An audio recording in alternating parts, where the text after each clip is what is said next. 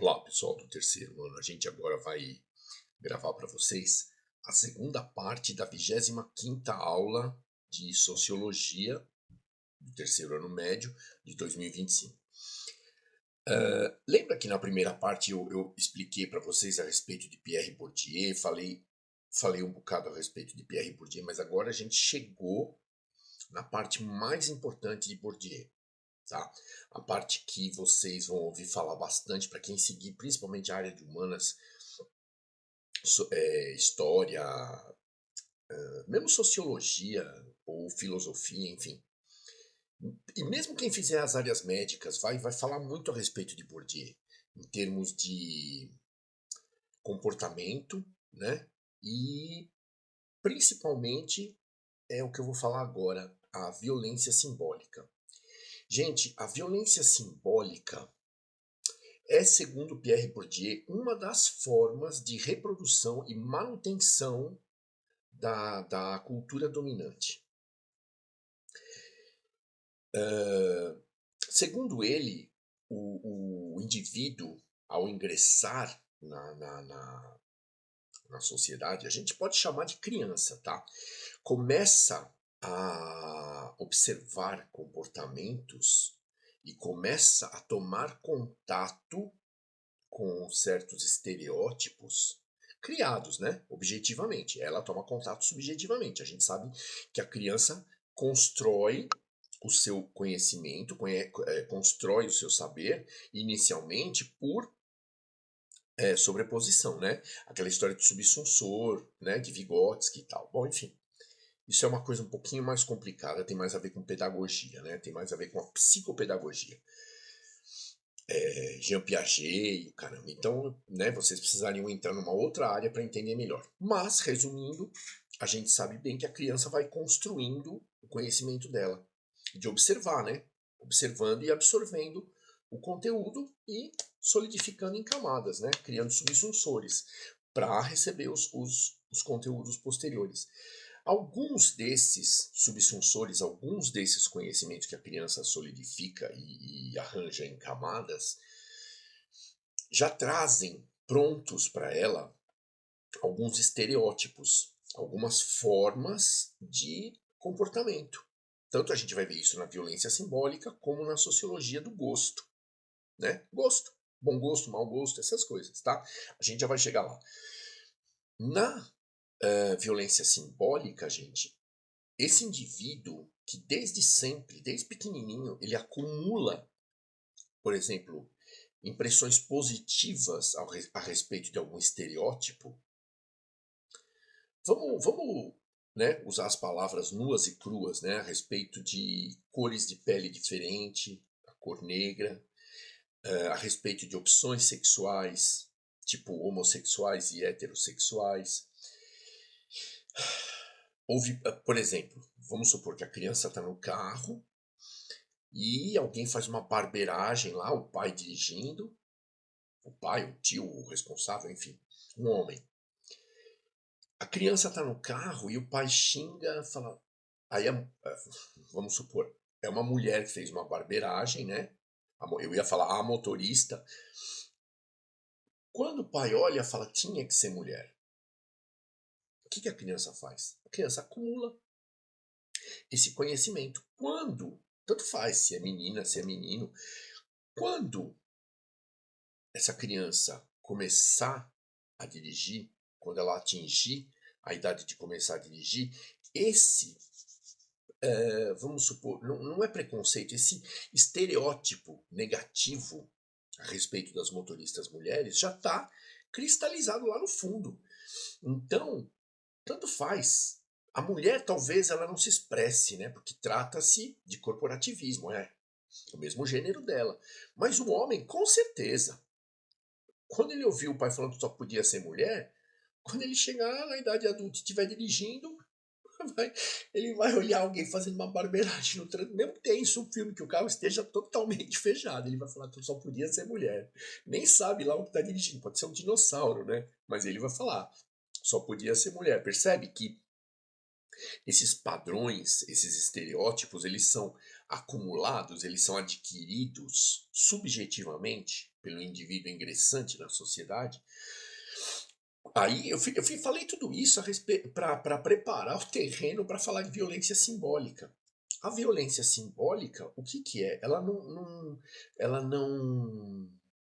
como é que eu posso dizer? Ela não faz uso da violência propriamente dita, da violência física. Mas um indivíduo pode usar a violência simbólica de formas veladas. Ele nem sabe, é subjetivo para ele. Mas ele tem preconceito, ele tem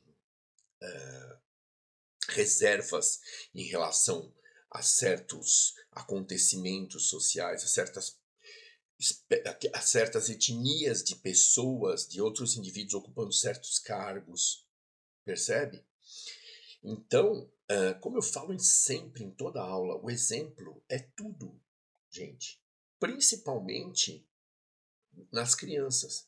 Quando nós pensamos que a criança não está muito preocupada, ela está brincando com o carrinho, na verdade, ela está construindo conhecimento e está adquirindo conhecimento através das coisas que a gente fala, ou através das coisas que ela observa. Ah, mas ela está brincando, ela não está olhando. A gente não sabe. O campo de visão é maior do que a gente imagina, principalmente o da criança. A criança está mais do que provado por Vygotsky, Ausubel e Jean Piaget, que são três pedagogos da pesada e da história, que quanto menor a idade, né, quanto mais tenra a idade do indivíduo, mais ele tem capacidade, a banda de absorção de conhecimento é maior. Então, né, aquela expressão que o pessoal usa, não, criança é como uma esponja. É mesmo, né? Tudo que está no ar ela capta. E ela vai construindo o conhecimentinho dela. Quando se torna adulto, quando se torna um indivíduo atuante na sociedade, o que ela faz? Quando ela analisa os conhecimentos, né, da área da filosofia, por exemplo, a gente vai a gente vai lembrar bastante agora da área de filosofia, a aquisição de conhecimento de forma empírica é uma coisa, né? O ser humano usa a racionalidade, usa a lógica dele.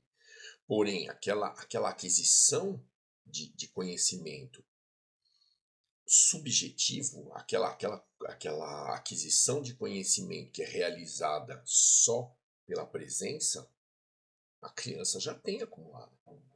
Se, é o que eu falo, mesma coisa eu vou repetir para vocês, sair do senso comum, porque nós, às vezes, todos nós, carregamos conhecimentos, carregamos impressões que datam de tempos assim iniciais da nossa vida, né?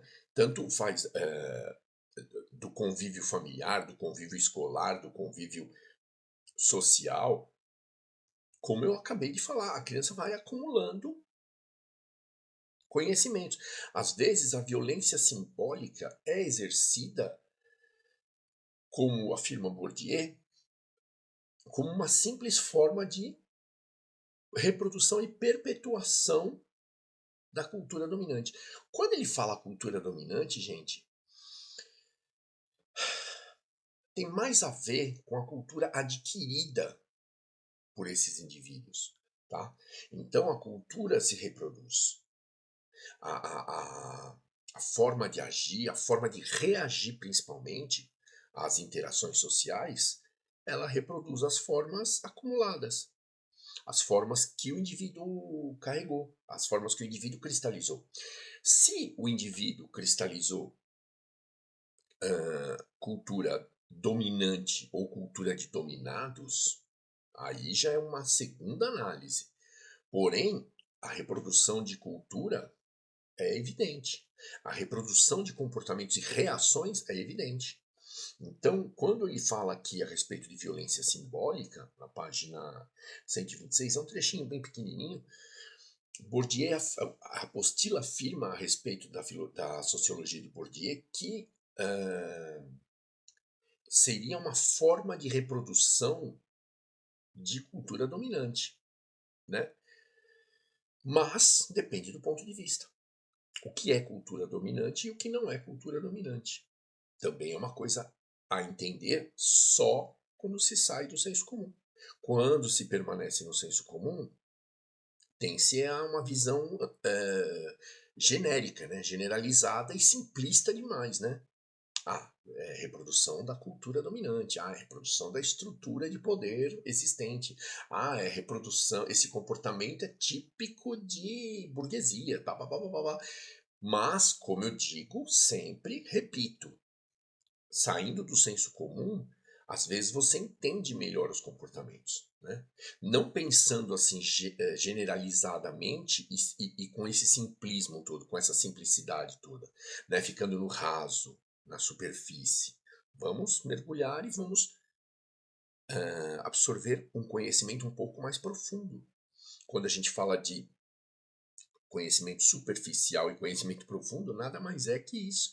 O conhecimento superficial é o que todo mundo adquire fácil. Agora, o conhecimento profundo existe um pouco mais, exige um pouco mais de interesse, exige um pouco mais de, como é que se diz, de curiosidade, curiosidade científica. Ou mesmo curiosidade de vida, né? Curiosidade de vivência, certo? Fica a dica. Gente, agora a gente vai passar para a sociologia do gosto, que era uma parte de Pierre Bourdieu que eu queria muito chegar com vocês. Porque diz respeito ao gosto, não tem outra palavra. Deixa eu pensar. A preferência. Preferência estética, que é mais complicado do que falar gosto, né? Por exemplo,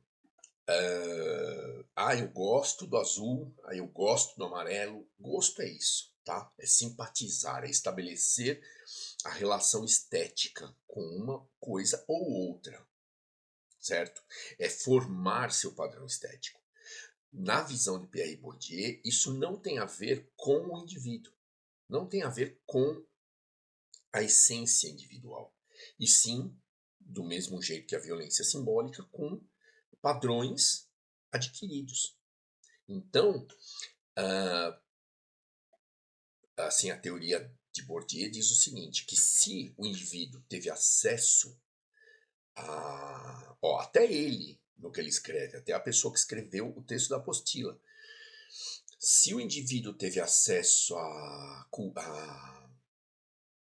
uma bagagem cultural, a um cabedal, como é que é o termo que eles usam aqui?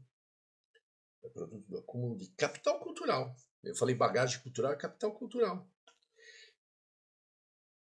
Capital cultural é resultado da facilitação do acesso a formas materiais de cultura. Então, tá vendo? Não, não, nessa parte, a teoria de Pierre Bourdieu, em termos de classificação, em termos de estabelecimento de critérios, é bastante assertiva. Porém, gente, eu vou abrir o jogo com vocês, tá? Aqui ele fala, aqui a sociologia de Pierre Bourdieu fala a respeito de mau gosto e de bom gosto. Só que na própria afirmativa a respeito da sociologia do gosto, todos os textos que se referem a Pierre Bourdieu fazem referência ao capital cultural adquirido, ao acesso a formas materiais de cultura. Até aí, gente, concordo que isso seja uma classificação genérica, né?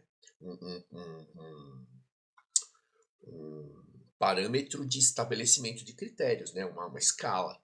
Porém, o próprio texto se refere à aquisição de cultura, né? À exposição do indivíduo, né? Desde sempre, a padrões culturais, né? Praticamente a mesma coisa que eu falava sobre violência simbólica. Então, essa história de bom gosto e mau gosto ser resultado da exposição à cultura, em termos de classificação de critérios, em termos de estabelecimento de uma escala, ótimo.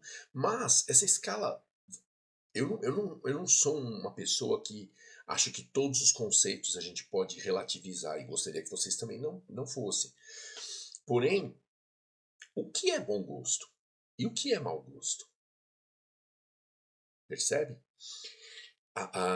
Você percebe que a pessoa que classifica, isso é bom gosto, aquilo é mau gosto, também está sujeita às impressões dela, às impressões que ela teve.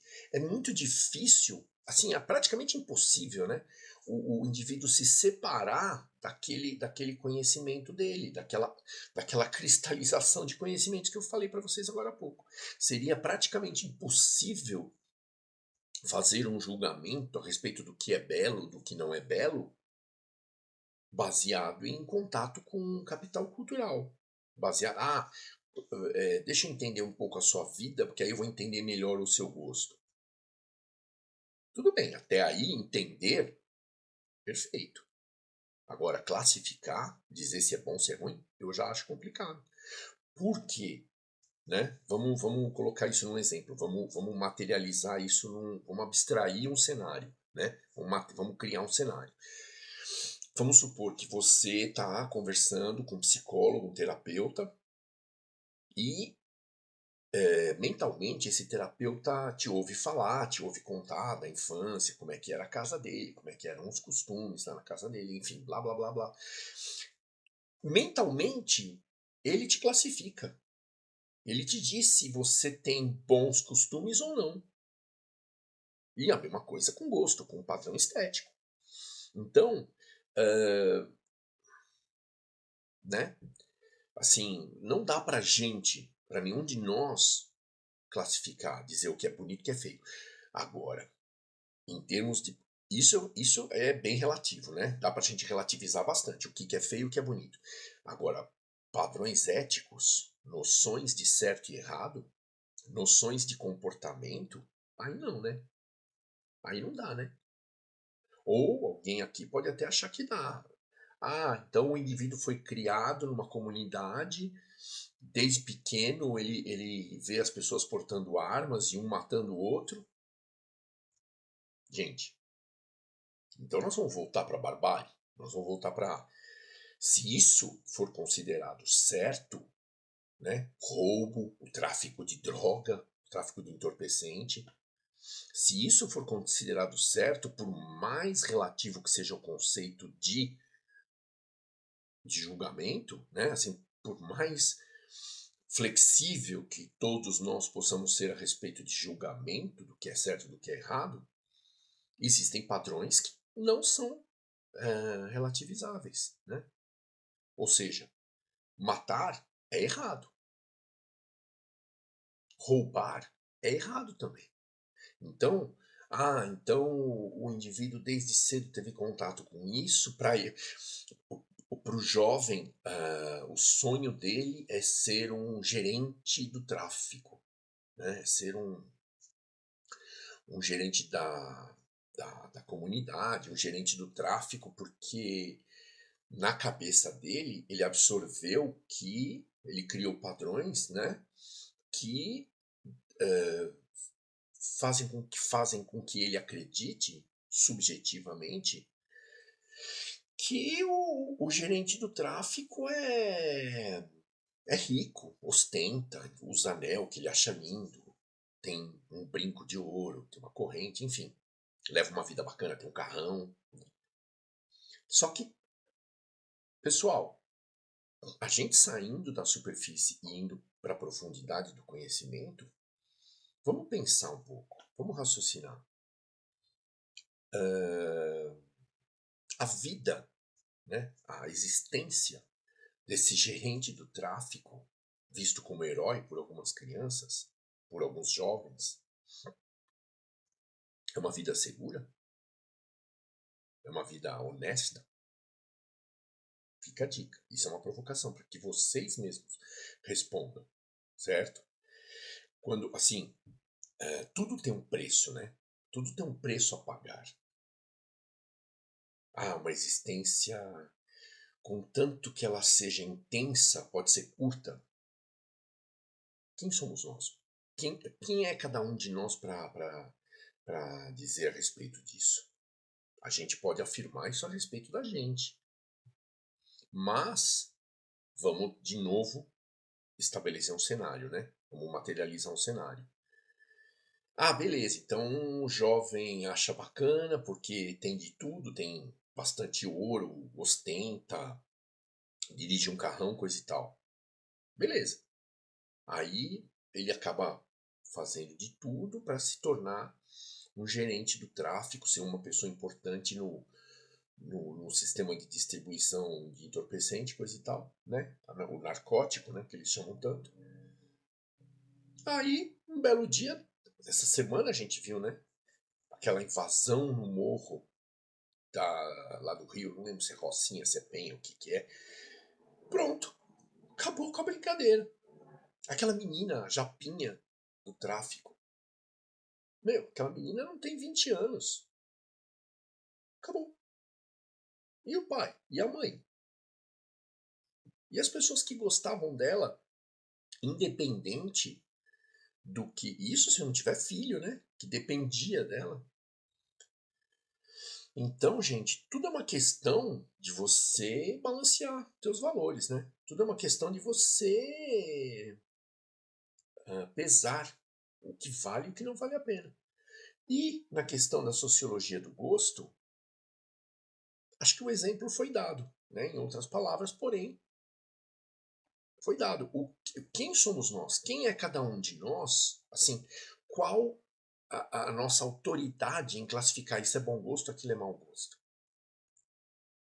Porém, nós todos somos capazes, sermos indivíduos, por sermos seres humanos, que tendemos à civilização, de classificar o que é certo e o que é errado. Matar é errado. Esmagar uma barata? Aí eu já não sei. Eu faço isso fácil. Sem dor na consciência. Barata. Agora, outro ser humano, complicado demais, né? Aí fica a provocação para vocês. É um assunto delicado, que tem a ver com a sociologia do gosto, porém tem desdobramentos muito maiores, né? O que a gente pode relativizar e o que a gente não pode. Eu adoraria fazer uma roda com vocês do terceiro ano e ficar discutindo, ouvir a opinião de cada um de vocês, civilizadamente, sem briga, a respeito disso tudo que eu tô falando, tá bom? Se vocês quiserem, vão lá, fica buzinando no ouvido do Suzuki, quem sabe ele marca, né? A gente consegue. E isso, depois de um brainstorm desses, eu acredito que todos que tiveram interesse de comparecer ao brainstorm vão ter adquirido conhecimento e bagagem para uma possível redação, né? Uma possível argumentação, introdução, desenvolvimento e conclusão, certo? Aquela famosa estrutura da redação, tá bom? Gente, muito obrigado pela atenção de vocês até esse momento e bons estudos, força esse ano, porque vocês precisam realmente. Eu não desejo terceiro ano médio para ninguém, mas é uma coisa que a gente tem que passar, tá bom? Um grande abraço a todos.